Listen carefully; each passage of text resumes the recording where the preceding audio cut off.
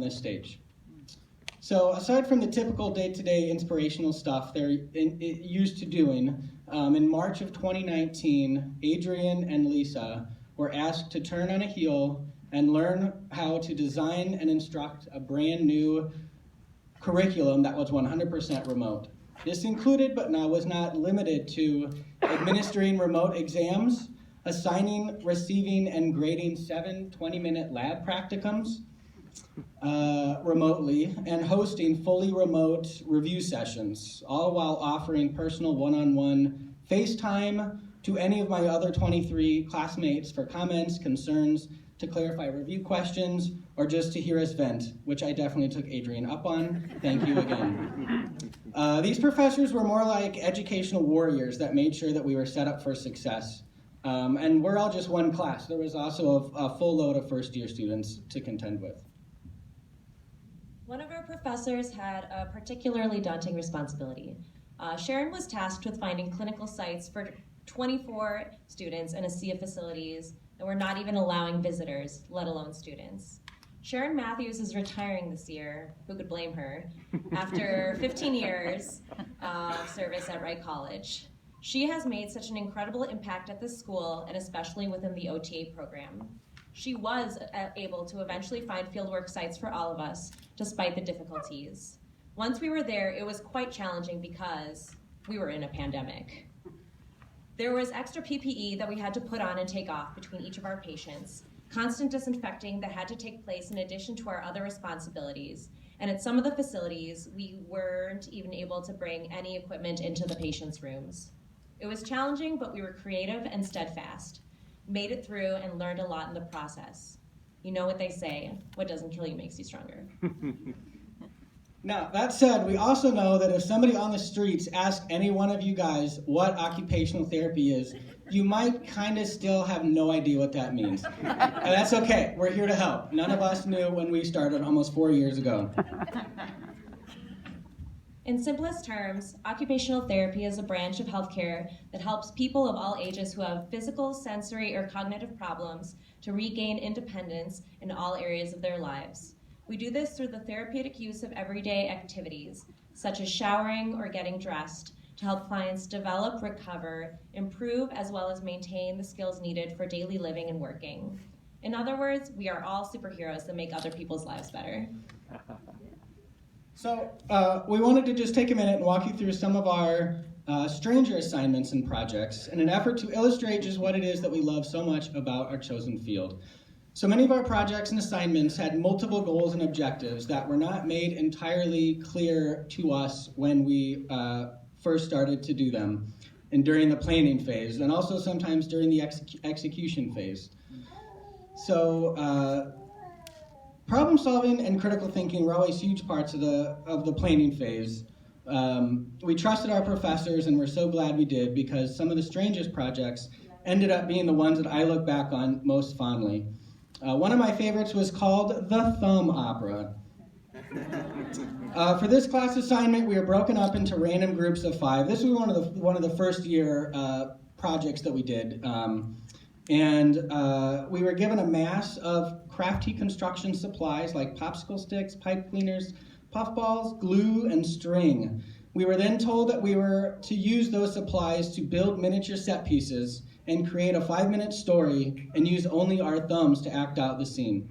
So given the instructions, the classroom emotions ranged from confused to excited to nervous to downright perplexed. We were tasked to delegate the jobs of building sets, deciding acting roles, and writing a 5-minute script. The group I was in reimagined a storyline from the hit TV show One True Hill. Kelly came up with that one. You can ask her about that later if you're curious. Kelly, could you raise your hand, please? Thank you very much. So it started during the set construction and script writing process. It slowly started to dawn on us that this assignment was really designed to engage and facilitate team building, problem solving, critical thinking, and the ability to incorporate elements of constructional and exploratory play into our imaginations. And we all had a great time. Another project we got to do was teaching a skill to a group of our fellow classmates, ranging from anything under the sun that you wanted to teach, including how to make cat toys, folding origami, how to play card games, knitting, making balloon animals, exercise, yoga, and self-defense. I especially loved chair yoga and picking apples with Sam. Those were some really tasty imaginary apples. The groups were silly and fun, and we all got to pick up some very random skills. But they also got us to focus on our teaching skills, hone our activity analysis, facilitate group interactions, and identify a frame of reference that we would base our class on. We had no idea that this project would provide us with the many skills that we would need once we were out on field work and later on as codas. So, my fellow classmates, it's so good to see you guys today. Remember that today, all of these people out here are here for you. We've all accomplished something monumental, and I hope you're all very, very proud of yourselves. That said, I know most of you have not taken your board exams, but fear not. Seriously, the hardest part is behind you. Don't think about your board exam today. Tomorrow you can stress about it all you want, but today be only proud of yourself. Think about how much we have accomplished together. We've interviewed an alcoholic. We've made sensory boxes from scratch with the help of Dollar Tree. We completed soap note after soap note after soap note of fictional patients that we'll never get to meet. I mean, really, whatever happened to Kim Ardware and Mr. Hyde?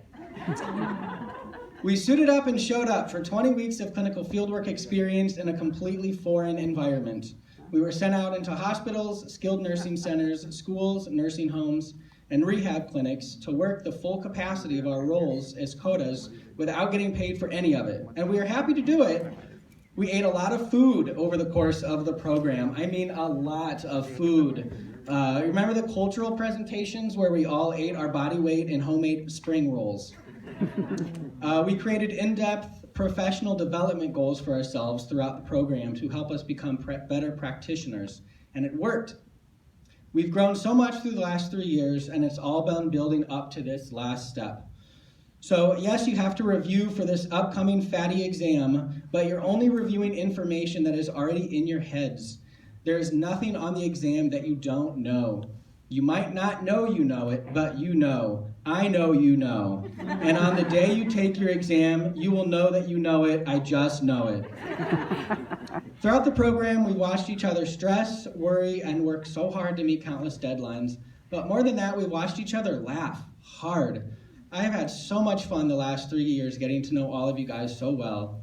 We've all had the opportunity to work with each other intimately in some small group capacity, and it's been an absolute joy. So now we go out into the world to flex our new therapist muscles, to put into practice all the knowledge and skills that we have acquired through our education.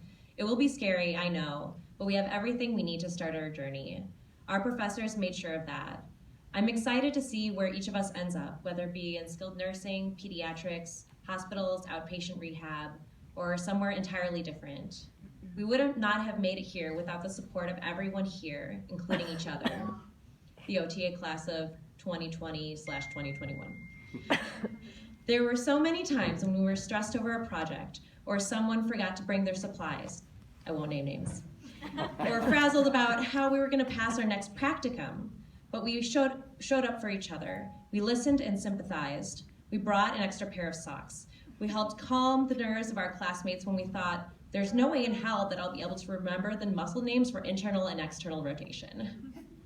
I'm so fond of all of our classmates, and we have gotten to know each other in ways that our parents might not even know us. And I hope that we continue to be there for each other, that we text each other when we are in the weeds of our new job and we have no idea what to do with that very stubborn patient. That we continue to make lunch dates, go to each other's baby showers, and answer each other's phone calls when we were stressing about meeting productivity. That's what makes us great OTAs, that we care about each other and others, that we sympathize and want to help.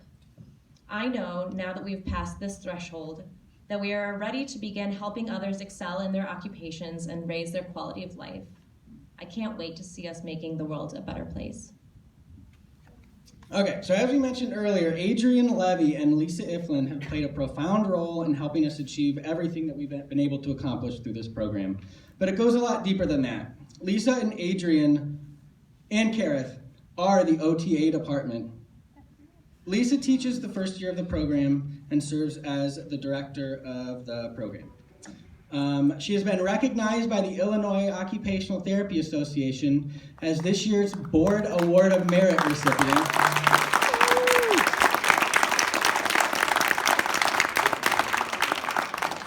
She probably didn't know we knew that. She has volunteered countless hours for the organization as well as serving as the director of membership. Adrian teaches the second year of the program and prepares all of the students for the fieldwork experience. Both professors have played an instrumental role in all of our personal development, both academically and professionally. When COVID came to Wright College, Adrian learned how to teach remotely while also taking care of Mamacita, her mother. On top of that, she went above and beyond to make sure that each of us students had the tools we needed to finish the program. That meant scheduling off-the-clock review sessions and meeting with any students through Zoom for personal advising sessions to field questions and concerns, with the kind of smiles and undying optimism that only Adrian can provide. These two people are so incredibly special to us, and today is also about recognizing their achievements, especially in the face of COVID. So, Justine and Fonor, could you come? And Elizabeth, could you come out, please? Adrian and Lisa, can you join us, please? So this is just a small token of gratitude for everything that you've done for us since OTA 106 began. What you do every day is truly so inspiring and so important, and you do it happily. You are both so compassionate about your work, and it helped create such a truly fun learning environment in the classroom. We all want to thank you from the depths of our heart. So thank you.